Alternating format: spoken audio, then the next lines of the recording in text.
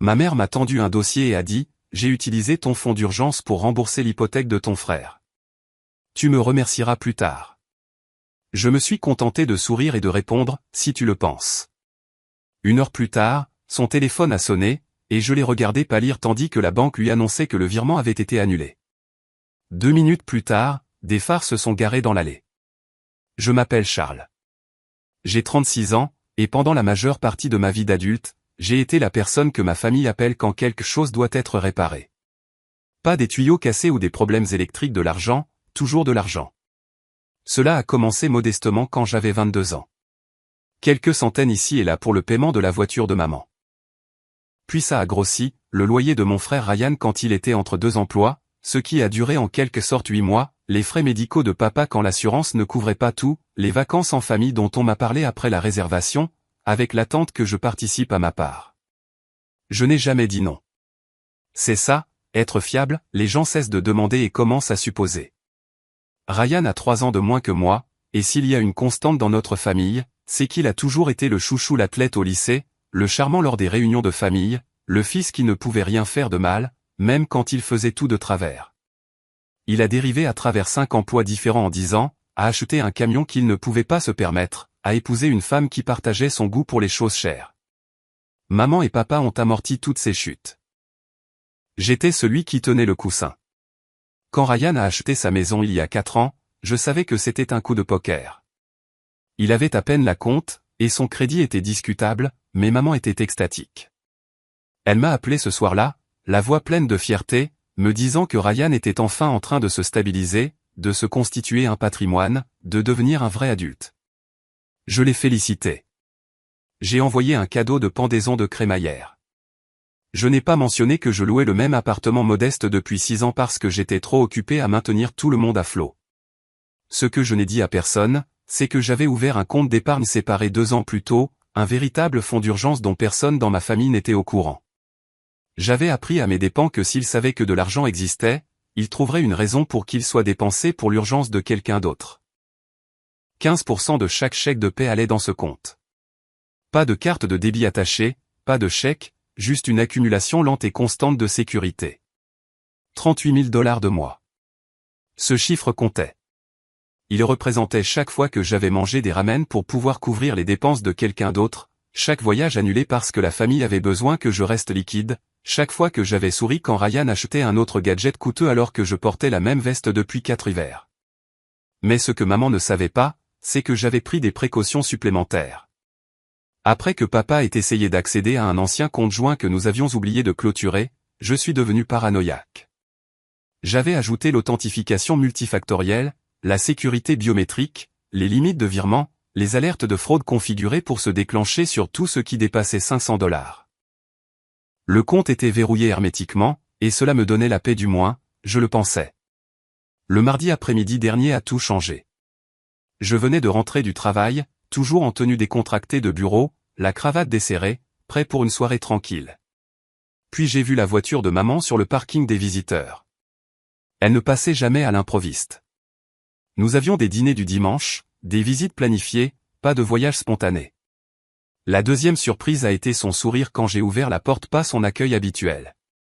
C'était différent, triomphant, presque joyeux. Elle avait un dossier dans les mains manille, bon marché, légèrement plié au coin.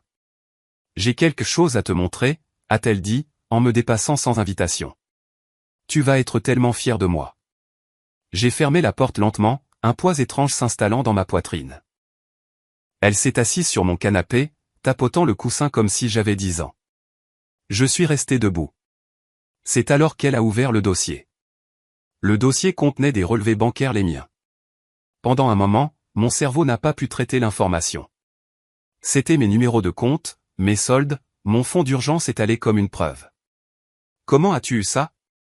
Maman a agité la main. Ce n'est pas important, mon chéri. Ce qui compte, c'est que j'ai trouvé une solution au problème de Ryan. Mon estomac s'est noué. Quelle solution? Elle a sorti un autre papier, une confirmation de paiement datée d'hier.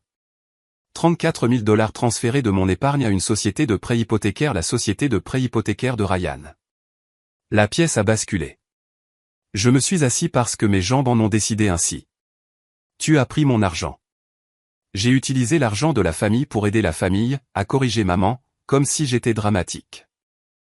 Ryan avait 3 mois de retard sur son hypothèque 3 mois. Il commençait une saisie. Il aurait pu tout perdre. J'ai regardé fixement le papier, mon numéro de compte, le solde qui affichait maintenant 4 000 au lieu de 38 000. C'était mon fonds d'urgence, et c'était une urgence. Ton frère avait besoin d'une aide réelle, pas d'une conférence sur la budgétisation ou d'un petit prêt. Il avait besoin de quelqu'un qui se manifeste et sauve sa maison. Alors, je l'ai fait, en utilisant ton argent, oui, mais tu peux reconstituer ce compte. Tu es doué pour économiser. Ryan en avait besoin maintenant. 20 réponses se sont battues dans ma gorge. Ce qui est sorti, c'est « tu m'as volé ». Ne sois pas ridicule. On ne peut pas voler sa famille. De plus, Ryan va te rembourser. J'ai failli rire. Quand? Quand il sera de nouveau sur les rails. Une fois qu'il aura cette prochaine promotion, il aura beaucoup d'argent pour te rembourser avec des intérêts. Probablement. Charles, je ne comprends pas pourquoi tu es difficile. Ton frère était en crise. Nous sommes une famille. La famille s'entraide. Je pensais que tu serais fier que ton épargne puisse faire quelque chose de significatif au lieu de simplement rester assise dans un compte à prendre la poussière. Elle accumulait de la sécurité. Elle accumulait la tranquillité d'esprit. Eh bien, maintenant, elle accumule la gratitude de ton frère. Il est tellement soulagé. Tu aurais dû voir son visage quand je lui ai dit que l'hypothèque était à jour. Il a presque pleuré. Il n'arrêtait pas de dire à quel point il avait de la chance d'avoir un frère comme toi. J'ai finalement levé les yeux sur elle, je l'ai vraiment regardée. Elle souriait, sincèrement satisfaite d'elle-même. Elle m'avait volé 34 000 $ sans permission, sans discussion, et elle était assise sur mon canapé à attendre des applaudissements.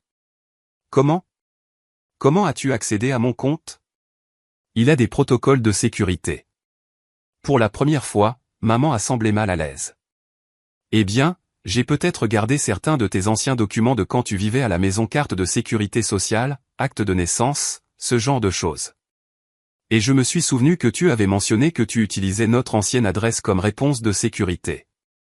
Ce n'était pas si difficile, juste quelques appels téléphoniques, quelques formulaires.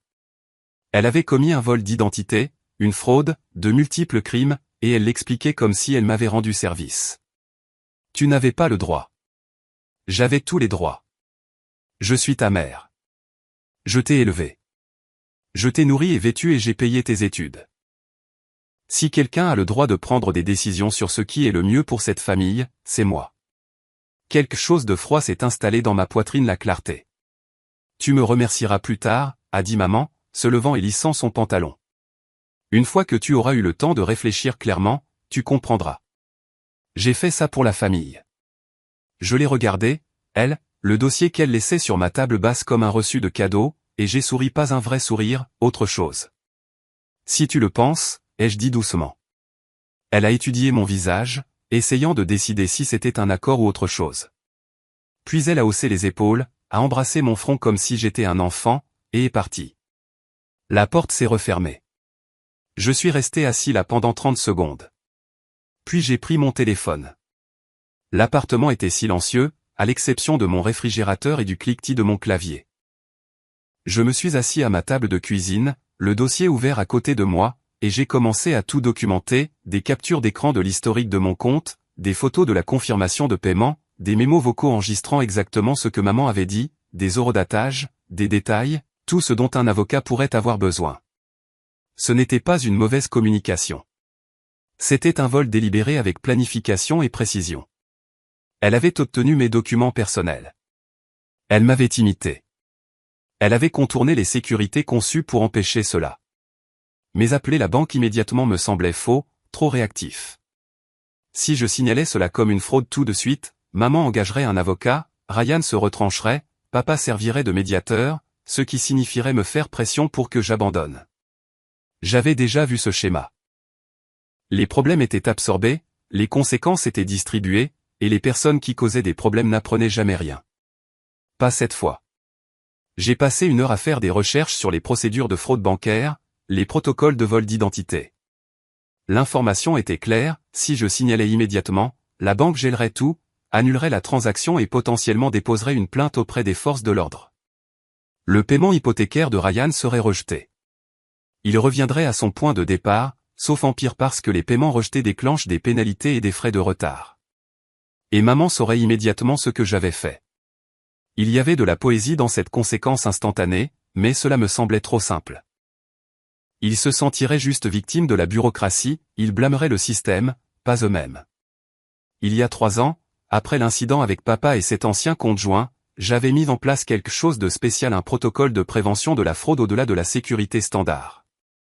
Toute activité suspecte déclenchait une période d'examen automatique. Les virements pouvaient être signalés et retenus 72 heures avant d'être entièrement traités. J'avais été paranoïaque à l'époque, mais cette paranoïa avait intégré un filet de sécurité. J'ai ouvert l'application de ma banque et je suis allé dans les paramètres de sécurité. Il était là, le protocole d'examen de la fraude toujours actif.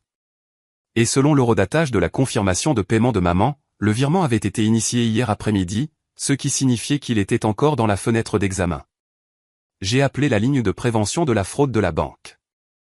Quand la représentante a répondu, j'ai expliqué calmement que je devais signaler un accès non autorisé. Le ton de la représentante a changé, professionnel, efficace. Puis elle m'a demandé ce que je voulais qu'il fasse. Je veux que le virement soit annulé, et je veux que le compte soit verrouillé. Personne n'y accède sauf moi en personne avec une pièce d'identité avec photo. Nous pouvons absolument faire cela, Monsieur Torres. Compte tenu des circonstances, nous devrons également déposer un rapport de fraude officiel. Cela impliquera probablement une notification aux forces de l'ordre puisque le montant dépasse notre seuil. J'ai fait une pause. C'était l'option nucléaire. Pouvons-nous suspendre la partie force de l'ordre pendant 24 heures? J'aimerais d'abord régler cela en interne. La représentante a hésité. Je comprends la sensibilité, mais je dois être clair. Si nous annulons ce virement, l'institution bénéficiaire sera notifiée. Des pénalités et des frais seront appliqués. Cela aura des conséquences immédiates. Je comprends. Annulez-le. Je vais traiter cela maintenant. L'annulation apparaîtra dans l'heure. J'ai raccroché et j'ai regardé fixement mon téléphone. Dans l'heure, 34 000 $ réapparaîtraient sur mon compte, et la société de prêt hypothécaire de Ryan recevrait une notification que le paiement avait été rejeté en raison de fraude. Le téléphone de maman sonnerait, Ryan paniquerait, et tous les deux réaliseraient que je n'avais pas simplement accepté ce qui s'était passé. J'ai jeté un coup d'œil à l'horloge, 17h43. Je me suis demandé combien de temps cela prendrait. J'ai préparé le dîner, des restes de pâtes, réchauffés, mangés à ma table pendant que je travaillais sur mon ordinateur portable. Juste un autre mardi sauf que mon téléphone était à côté de mon assiette, le volume en haut, et je le vérifiais toutes les quelques minutes. 18h15 rien encore. 18h32 toujours calme.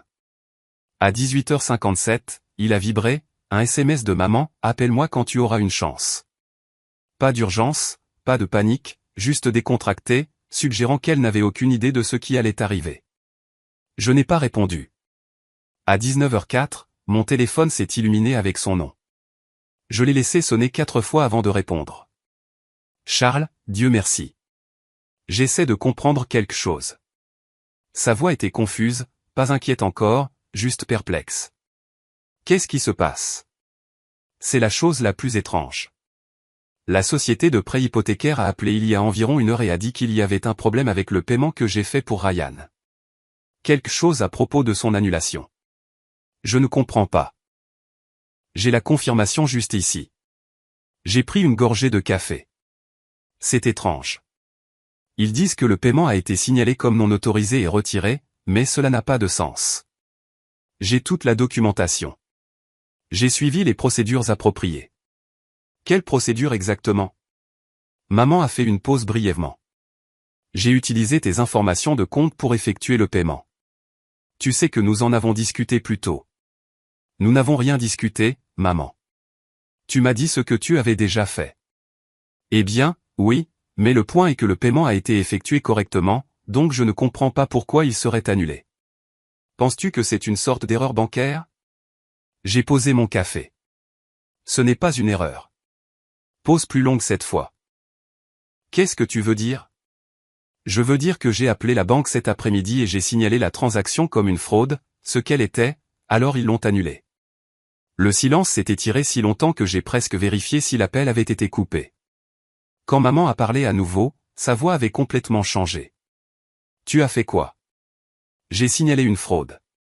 Tu as accédé à mon compte sans permission en utilisant des informations personnelles volées et tu as transféré de l'argent sans autorisation. C'est une fraude classique.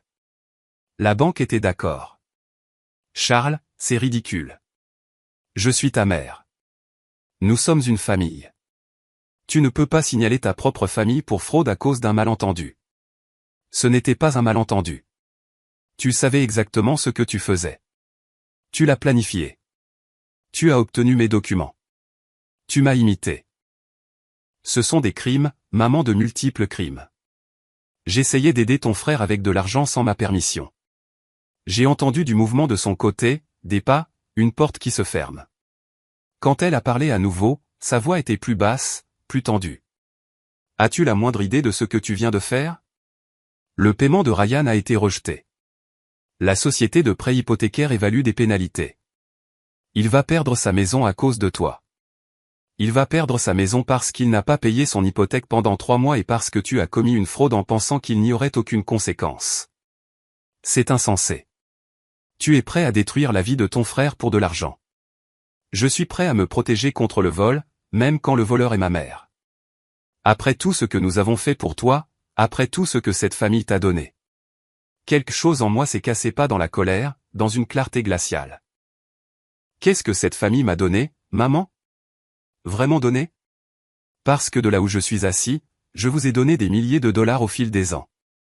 J'ai renfloué Ryan plus de fois que je ne peux en compter. J'ai couvert les frais médicaux de papa. J'ai financé des vacances en famille auxquelles je n'étais même pas invité. Et qu'est-ce que j'ai obtenu? Une mère qui pense que mon compte bancaire est une propriété communautaire et un frère qui n'arrive pas à payer sa propre hypothèque. Ce n'est pas juste. Juste? Était-ce juste quand Ryan a eu une nouvelle voiture pour sa remise de diplôme, et que j'ai eu une carte? Était-ce juste quand tu as payé son mariage mais que tu m'as dit que je devais garder le mien petit? Était-ce juste quand tu as pris mon fonds d'urgence, 34 000 $ que j'avais économisé pendant des années, et que tu lui as donné sans même demander? La voix de maman s'est brisée. Je pensais que tu comprendrais. Je comprends parfaitement. Tu as choisi Ryan plutôt que moi à nouveau, comme tu le fais toujours. La différence est que cette fois, il y a des conséquences. Charles, s'il te plaît. Nous pouvons arranger ça. Laisse-moi parler à la banque. Non, le compte est verrouillé. Seul moi peux y accéder maintenant. Tu ne peux pas le toucher. Ryan ne peut pas le toucher. Personne ne le peut. À travers le téléphone, j'ai entendu un autre son, une portière de voiture, des voix. Puis la forte inspiration de maman. Ryan vient d'arriver. Il a reçu l'appel de la société de prêt hypothécaire. Il va entrer. Charles, tu dois arranger ça tout de suite. Je n'arrange rien. Tu as cassé. Tu t'en occupes. J'ai raccroché. Mes mains tremblaient, pas de peur, d'adrénaline, d'années de mots avalés enfin prononcés. Mon téléphone a sonné à nouveau 3 minutes plus tard, le numéro de Ryan. Je l'ai laissé aller à la messagerie vocale. Il a rappelé immédiatement, puis à nouveau, puis à nouveau. La 4e fois, j'ai répondu. Qu'est-ce que tu as foutu? La voix de Ryan était de la rage pure. J'ai signalé une fraude à ma banque. Tu as fait annuler mon paiement hypothécaire. As-tu la moindre idée de ce que cela va me coûter? Les pénalités à elles seules dépassent les 2 000 $. De plus, ils accélèrent mon calendrier de saisie. J'ai 30 jours maintenant au lieu de 90. C'est malheureux. Malheureux? C'est ma maison, Charles, mon chez-moi, et tu viens de la torpiller parce que quoi? Tu es en colère contre maman? Je ne suis pas en colère contre maman. J'ai signalé un crime. Elle m'a volé 34 000 $. C'est un vol criminel. Elle essayait de m'aider avec de l'argent qui ne lui appartenait pas. De l'argent que j'ai économisé. De l'argent dont j'avais besoin. De l'argent qu'elle n'avait pas le droit de toucher. Le rire de Ryan était amer. De l'argent dont tu avais besoin, pourquoi? Tu n'as pas d'enfant. Tu n'as pas de maison. Tu n'as pas de femme. Tu te contentes de rester assis dans ton appartement à amasser de l'argent pendant que le reste d'entre nous essaie de construire des vies réelles. Chaque mot atterrissait comme une gifle, mais en dessous se trouvait la confirmation de la façon dont ma famille me voyait, non pas comme une personne avec des besoins et des rêves, mais comme une ressource à exploiter quand cela les arrangeait. Tu as raison. Je n'ai pas ces choses. Tu veux savoir pourquoi? Parce qu'à chaque fois que j'économise assez pour verser un acompte, quelqu'un dans cette famille a une urgence. J'ai passé 15 ans à être le plan de secours de tout le monde. Et la seule fois où j'essaie de protéger quelque chose pour moi, vous me traitez d'égoïste parce que vous êtes égoïste. C'est la famille, Charles. La famille s'entraide. L'aide va dans les deux sens, Ryan. Ou du moins, elle devrait. À quand remonte la dernière fois où tu m'as aidé? À quand remonte la dernière fois où tu as demandé si j'avais besoin de quoi que ce soit? Silence. C'est bien ce que je pensais. Maman a dit que tu as presque pleuré quand elle t'a dit que l'hypothèque était payée. As-tu pleuré par gratitude ou par soulagement qu'une fois de plus quelqu'un d'autre résolvait ton problème? C'est différent. Non, ce n'est pas le cas. C'est exactement le même schéma. Tu fais des choix que tu n'as pas les moyens de t'offrir. Maman te le permet, et je paie pour ça. Littéralement. La seule différence cette fois, c'est que j'ai dit non. Tu as dit non en commettant une fraude. J'ai signalé une fraude. Maman a accédé illégalement à mon compte. Elle a utilisé des documents volés. Elle m'a usurpé mon identité. Ce sont des crimes. La seule raison pour laquelle elle n'est pas menottée en ce moment, c'est parce que j'ai demandé à la banque de reporter le dépôt de plainte auprès de la police. Cela l'a arrêtée. Quoi? La banque voulait déposer plainte immédiatement. J'ai demandé 24 heures pour gérer la situation en interne. Mais si maman essaie autre chose, cette protection disparaît. La police s'en mêle. Elle est inculpée. Tu bluffes.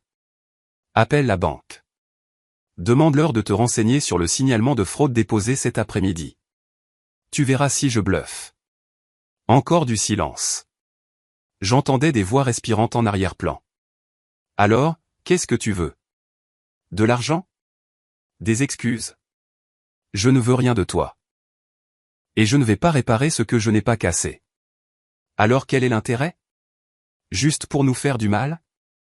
L'intérêt, c'est les limites. L'intérêt, c'est les conséquences. L'intérêt, c'est que mon argent est à moi, et personne ne peut prendre de décision à ce sujet sauf moi. Très bien, garde ton argent, mais tu gardes aussi la culpabilité quand je perds ma maison. Non, Ryan, c'est ton problème. Tu as 3 mois de retard sur ton hypothèque. Comment est-ce arrivé? Où est passé ton argent? Il n'a pas répondu. Le camion, dis-je, des pièces s'assemblant. Tu as acheté un nouveau camion il y a 6 mois. 50 000 $ alors que ton ancien fonctionnait bien. C'est là que ton argent d'hypothèque est allé, n'est-ce pas? Mon ancien camion avait 225 000 km et fonctionnait parfaitement. Tu voulais le nouveau camion. Tu as choisi le nouveau camion. Et quand tu n'as pas pu payer les 2 mensualités, tu as choisi le camion.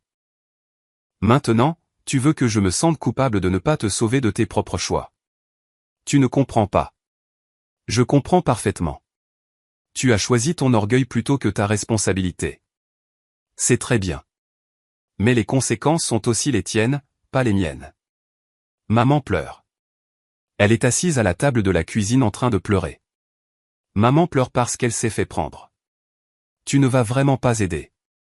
Vraiment pas. Alors on en a fini. Toi et moi. Après ça, on en a fini. Quelque chose en moi s'est relâché. Pas de la tristesse. Du soulagement. D'accord. D'accord. C'est tout ce que tu as à dire? Quoi d'autre? Tu as clairement exprimé ta position. J'ai clairement exprimé la mienne. Nous ne sommes pas d'accord sur le fait de savoir si voler à la famille est acceptable. Cela me semble être une différence assez fondamentale. Ryan a raccroché sans dire un mot de plus. Je suis resté assis là, tenant mon téléphone, attendant de ressentir quelque chose, de la culpabilité, de la tristesse, de la colère. Mais tout ce que j'ai ressenti, c'était de la fatigue, comme si je portais un poids depuis des années et que je l'avais enfin posé. Mon téléphone a vibré. Un SMS de papa, Ta mère est très bouleversée. Appelle-moi. J'ai regardé le message. Papa ne s'impliquait jamais dans les drames familiaux. Il était le pacificateur, celui qui aplanissait les choses. Je savais ce qu'impliquerait de l'appeler. Il voudrait un compromis. La solution impliquerait que je donne à nouveau de l'argent à Ryan, et je serai de retour à la case départ. J'ai éteint mon téléphone et je suis allé me coucher. Je me suis porté malade au travail le lendemain, non pas parce que j'étais physiquement malade, mais parce que j'avais besoin d'espace pour réfléchir. Mon téléphone est resté éteint jusqu'à midi. Quand je l'ai finalement allumé, il y avait 37 appels manqués, 23 SMS, 4 messages vocaux. Je n'en ai vérifié aucun. Au lieu de cela, je suis allé à ma banque. La directrice, Christina, m'a accueilli avec une sympathie professionnelle. Monsieur Torres, j'ai entendu parler d'hier. Je suis vraiment désolé. Merci. Je dois apporter des modifications à mes comptes. Nous avons passé 1 heure à tout examiner. J'ai fermé le compte d'épargne où le vol avait eu lieu et j'en ai ouvert un nouveau avec des numéros différents. J'ai ajouté des niveaux de sécurité supplémentaires. J'ai supprimé tous les contacts de récupération que ma famille pourrait connaître. J'ai changé toutes les questions de sécurité en réponses que seul moi connaîtrais. Je déteste que vous ayez à faire ça, a dit Christina doucement, mais je comprends pourquoi. Est-ce que ma mère a essayé de contacter la banque? Christina a hésité. Je ne peux pas parler des autres clients, mais je peux vous dire que toute tentative d'annuler l'annulation de la fraude serait infructueuse et déclencherait le dépôt de plainte que nous avons mis en attente. Bien. J'ai quitté la banque en me sentant plus léger.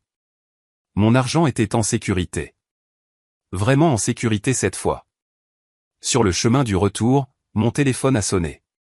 Un numéro inconnu. Charles Torres à l'appareil. Ici Britney Gonzalez de First National Mortgage. Je vous appelle au sujet du compte de Ryan Torres. Nos dossiers vous indiquent comme contact autorisé. Je ne suis pas un contact autorisé. Vous avez de vieilles informations. Je vous appelle pour discuter des options de paiement suite au rejet de paiement d'hier. Je ne discute de rien. L'hypothèque de Ryan est sa responsabilité, pas la mienne. Je comprends que c'est délicat.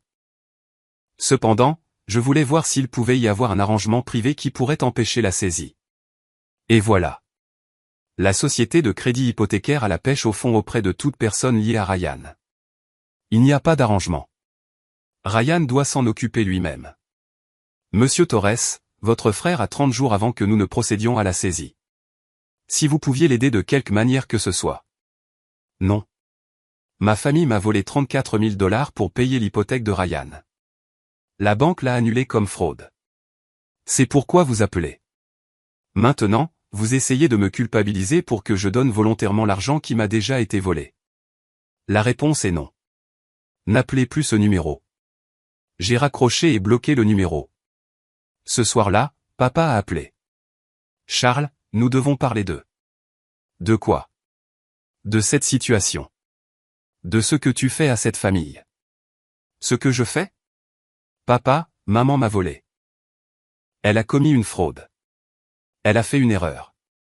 Une erreur, c'est de mettre trop de sel dans la soupe. C'était calculé. Elle a obtenu mes documents, usurpé mon identité et commis un crime. Papa soupira. Tu n'as pas tort sur la légalité, mais ta famille. Les familles surmontent les problèmes. Je n'ai rien aggravé. J'ai empêché un crime de rester impuni. Ta mère est dévastée. Elle a à peine mangé depuis 2 jours. Alors peut-être qu'elle n'aurait pas dû voler 34 000 $. Cet argent serait resté sur ton compte. Tu ne l'utilisais pas. Et voilà, la croyance fondamentale. Mon argent n'était pas vraiment le mien. Cet argent était ma sécurité, papa, mon filet de sécurité, mon avenir. Ce n'est pas parce que je ne l'utilise pas à cet instant précis que je peux le mettre à la disposition de quelqu'un d'autre. Personne ne prenait. Ta mère empruntait au nom de Ryan sans demander, sans permission, sans aucun plan de remboursement réaliste. C'est prendre. C'est voler. Silence, puis plus doucement. Que veux-tu que je dise? Que ta mère a eu tort? Très bien, elle a eu tort. Mais ce qui est fait est fait. La question est de savoir ce que nous allons faire à l'avenir. Nous ne faisons rien. Maman assume les conséquences de ses choix. Ryan assume les siens, et je protège ce qui est à moi. Et si Ryan perd sa maison, alors il perd sa maison. Ce n'est pas la fin du monde. Il peut louer. Il peut réduire ses dépenses. Il peut faire des choix différents. Tu as l'air très froid.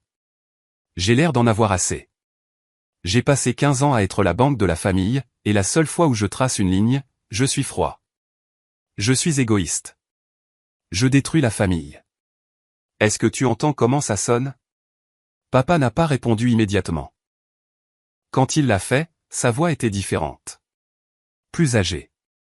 Ta mère veut savoir si tu viendras au dîner de dimanche. Non, Charles. Je ne vais pas m'asseoir à une table en faisant semblant que tout va bien pendant que tout le monde agit comme si j'étais le méchant. Si tu veux dîner avec moi, nous pouvons le faire ailleurs. Juste nous deux. Mais je ne ferai plus de dîner de famille. Tu es vraiment prêt à faire exploser cette famille pour de l'argent. Je suis prêt à me protéger des gens qui pensent que mes limites sont négociables. Si cela fait exploser la famille, peut-être que la famille n'était pas si solide au départ. Papa a raccroché sans dire au revoir. Je suis resté dans ma cuisine, le téléphone à la main, et j'ai ressenti le poids de ce que je venais de faire.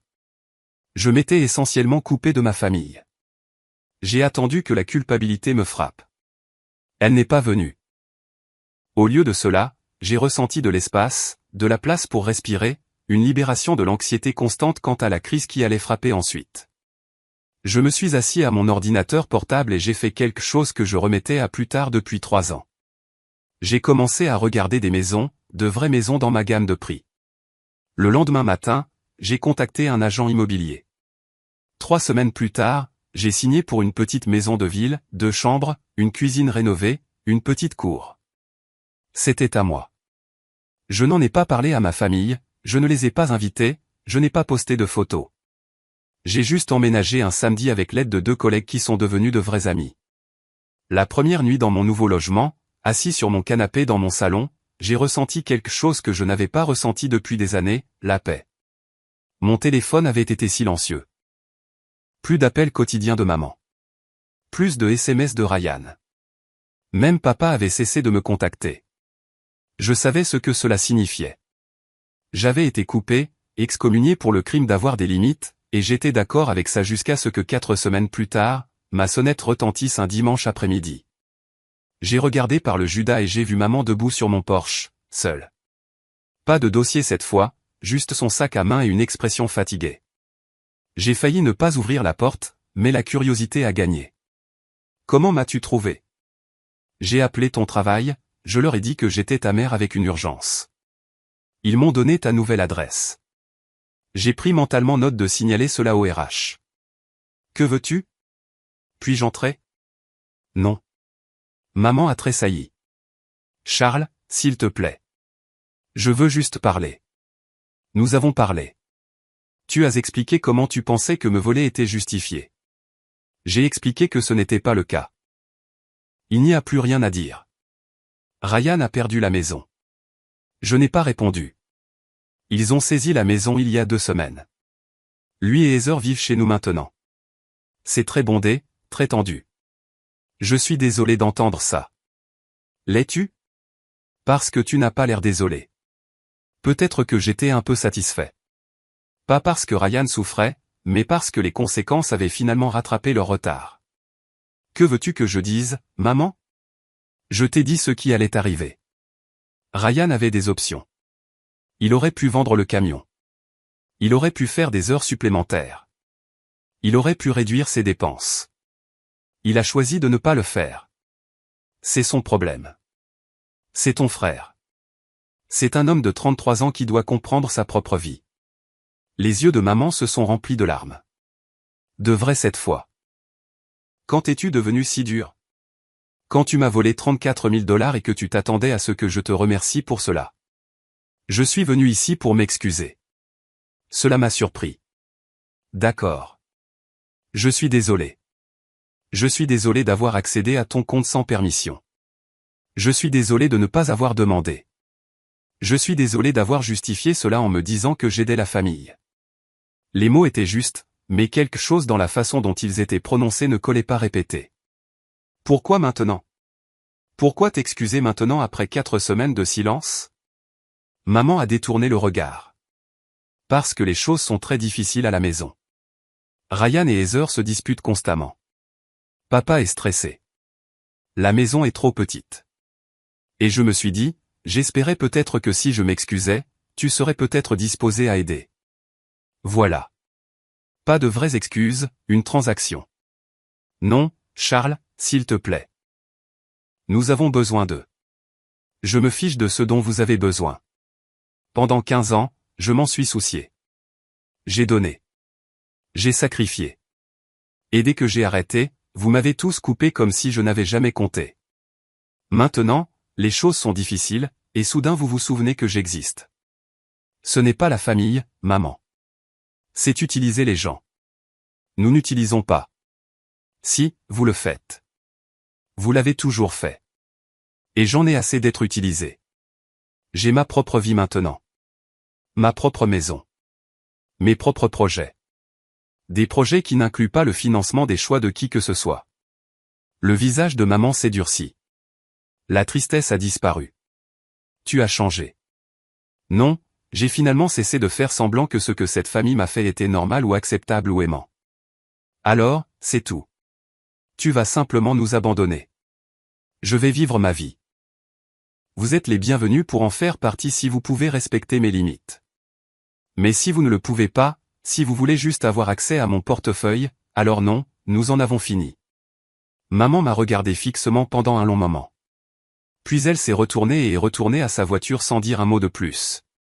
J'ai fermé la porte et je suis resté là dans mon entrée, les mains tremblant légèrement, le cœur battant la chamade. Je venais de brûler le dernier pont, j'ai clairement indiqué qu'il n'y avait pas de retour en arrière possible, et cela me semblait terrifiant et libérateur à parts égales. J'écris ceci depuis mon bureau à domicile 6 mois plus tard, la deuxième chambre que j'ai transformée en espace de travail. J'ai été promu 2 fois depuis que j'ai coupé les ponts avec ma famille. Il s'avère que lorsque vous n'êtes pas constamment stressé par les crises des autres, vous êtes plus performant au travail. Je n'ai pas eu de nouvelles de maman ou de Ryan depuis 5 mois. Papa envoie des SMS occasionnels, bref, neutres, généralement juste pour vérifier si je suis en vie. Je réponds de la même manière. La semaine dernière, j'ai reçu un SMS d'un numéro inconnu. C'était Heather, la femme de Ryan. Je ne sais pas si tu vas lire ça, mais je voulais que tu saches que nous allons bien. Ryan a trouvé un emploi avec une meilleure rémunération. Nous louons un petit appartement. Ce n'est pas la maison, mais c'est à nous. Je pense que peut-être que tout perdre était ce dont il avait besoin.